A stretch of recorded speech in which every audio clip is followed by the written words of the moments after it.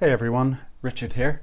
So today we're looking at a three-quarter pose that has some foreshortening challenges.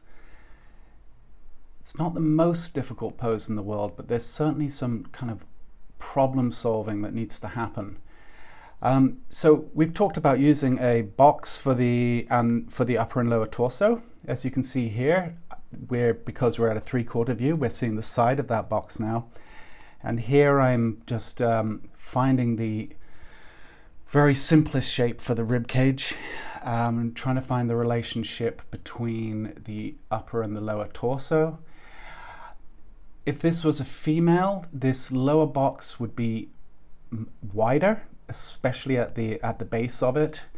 But as we're dealing with a male figure here, the lower torso tends to be much more in a similar kind of width to the upper torso.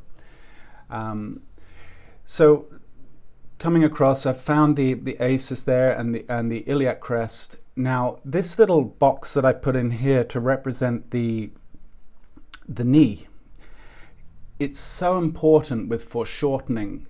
So I find that box by looking at visual kind of cues where it is in relationship to the rest of the figure. It's so easy when you're starting off with foreshortening to second guess while you're building up these forms whether you've put them in the right place. You've got to trust the process. Find where the end of that knee is, and then you've just got to commit and build up to it. I also find, like, you see how with this leg that I'm doing now, his left leg, I can take a much more kind of gestural approach. The more foreshortened something is, the more I have to slow down, and I have to start considering what the simple form of that shape is, and in the case of like boxes or cylinders, and how they're moving away in space. It's very hard to find long gestural ideas when you're dealing with foreshortened figures, especially when they're severely foreshortened, which I wouldn't consider this to be, although that right leg, you could say, is starting to fall into that category. But the more foreshortened a figure is, the more I rely on boxes and cylinders to find the large ideas. That's an interesting thing. You can see the way I made a line there from where the ankle is to where the hand is. That was just a part of the thought process. I've noticed that the hand was running parallel to where that ankle was. And so without even thinking about it, I kind of brought a line across the page to kind of indicate where they were in relationship to each other. I do a similar thing coming up here with the elbow. You'll see I draw a line across from the figure. It's completely subconscious, to be honest. I'm not even really thinking about it. But it really helps me understand where a form is in relationship to another form. It's kind of like my form of measurement right here. You see that? That is, for me, that's how I measure. Everything is relative to each other.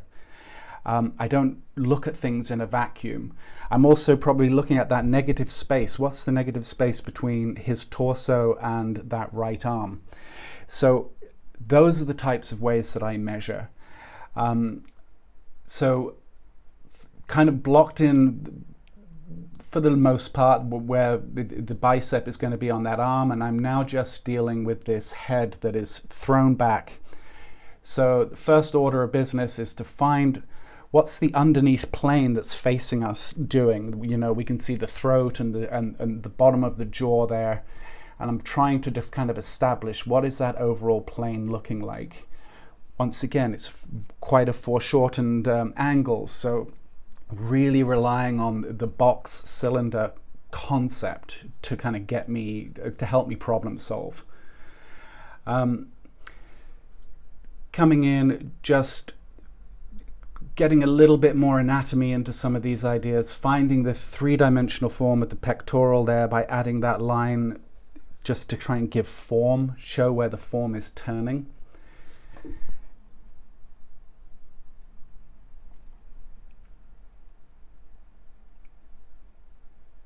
and just really trying to solidify ideas now. I'm starting to tighten up just a little bit, starting to tighten up the drawing a little bit, working a little bit darker, kind of blocked in all the large ideas at this point.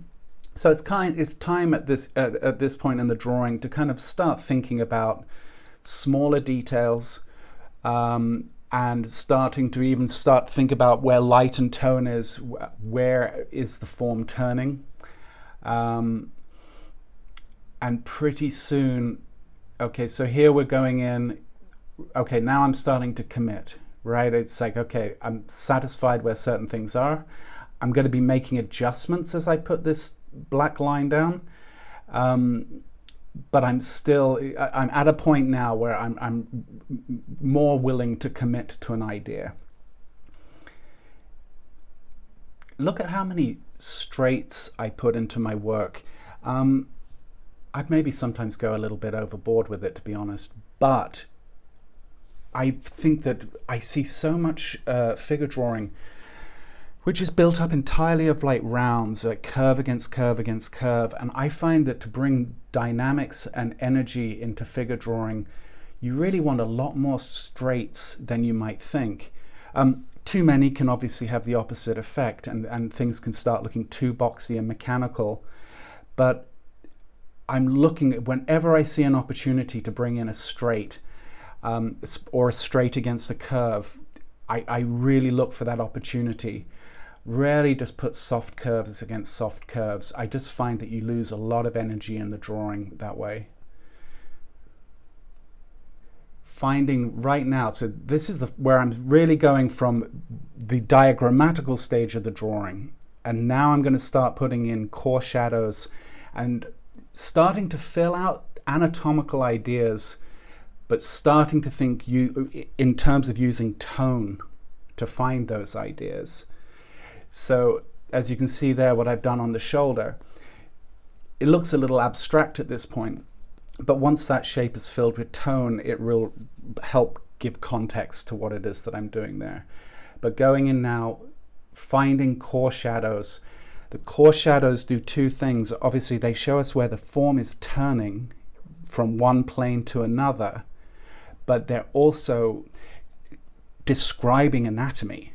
So we kind of get two things out of doing this core shadow stage.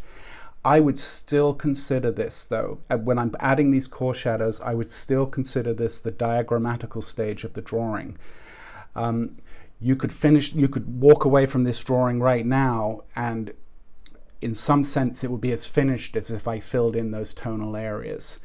So I'm thinking diagrammatical to tonal.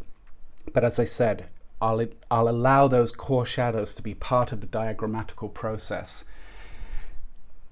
When working on a drawing that has a lot of complex problem solving to do, having things breaking down into stages, thinking in stages, really helps you keep your ideas in check. Rather than just randomly jumping around without a plan. If you have a plan and you can organize your thoughts and your process, your chances of success go up dramatically. So really try and finish one stage before you move on to the next stage. I find for me that helps hugely. Then, simply filling in some of those forms now with a little bit of tone really helps kind of bring everything together.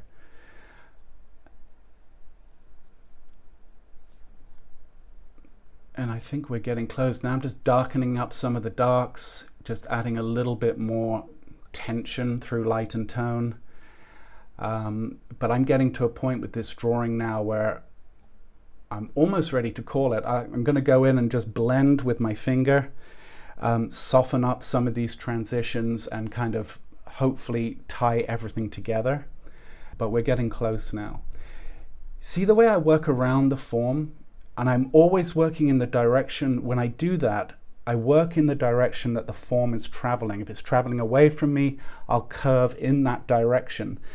If you curve the other way, you can really kill the illusion of something moving back in space or coming towards you. So I just find it gives a nice texture to the skin. It adds a little bit of drama. It brings a little bit of energy to the drawing. So it's a nice thing to do. So I hope that helps. It's, you know, foreshortened figures are a tricky subject. Just ask yourself, what's the simplest shape for this? And then how can I build anatomy on top of that simple form? And that will really help kind of organize your thoughts. Okay, I hope that helps. I'll see you all very soon. Take care.